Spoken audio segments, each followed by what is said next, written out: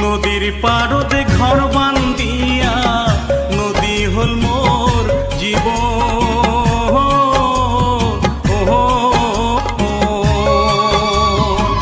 স্রোতের জলে ভাসি গেল মোর কবিতা।